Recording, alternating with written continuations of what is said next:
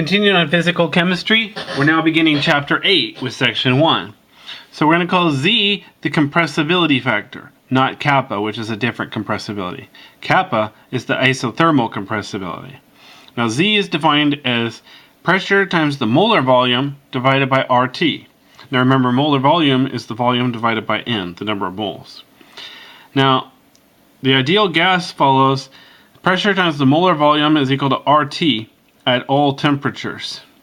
Now, real gases approximate an ideal gas at high temperature or low pressure. Now, for an ideal gas, Z is equal to 1 for all temperatures and pressures. Now, here's a graph showing how they really behave. So we're graphing Z against pressure in ATMs. So as you can see, like nitrogen seems to start out 1, but it goes above 1, it goes higher and higher. Hydrogen, it also seems to start out about 1, but it goes higher, even higher than nitrogen.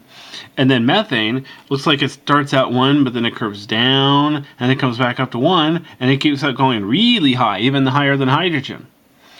Now, when Z is greater than 1, that means when Z is greater than 1, this means that the repulsions are having the most effect. So when you get higher and higher pressure, the molecules get squeezed together and they repel each other because they're squished up against each other. When Z is equal to 1, that means it's behaving as an ideal gas. When Z is less than 1, as in low pressures here, that means the attractions are dominating. So here's the ideal gas equation is good at high temperature, higher is better, and low pressure, lower is better. We said that before. Now, high temperature, low pressure means that the molecules are far apart, so we can neglect the intermolecular forces and the volumes of the molecules. Now, the ideal gas equation, it ignores intermolecular forces and it assumes molecules have zero volume. Now, where Z is less than 1, we said the intermolecular attractions are dominant, and where Z is greater than 1, the repulsions are dominant. Now, methane deviates a lot because it's a larger molecule than nitrogen and hydrogen, and also because of the strength of the intermolecular attractions. Now, with nonpolar molecules, intermolecular attractions increase with molecule size. So here's Z against pressure.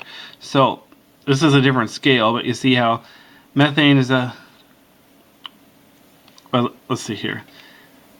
Yeah, okay, I'll do it the other way around. So hydrogen is small, so it has the least attractions. Nitrogen is bigger, it has more attractions. And then methane is even bigger, so it'll have the most attractions. Remember, Z down here means attractions, up there means repulsions. Now see handout 40. Now also look at, here's Z versus pressure for methane at different temperatures. So at low temperature, it really deviates low, Z, and then back up. At 500 Kelvin, it goes more like that. And at 1000 is way up here. So remember, down here, the attractions, they can do this at low temperature. But at high pressure, they don't get the chance to attract each other. So see handout 41. So at higher temperature, methane approaches ideal gas behavior. Hydrogen is tiny, so it can be compressed to really high pressure. But intermolecular forces are weak, so the repulsions dominate. So that's the end of section 1.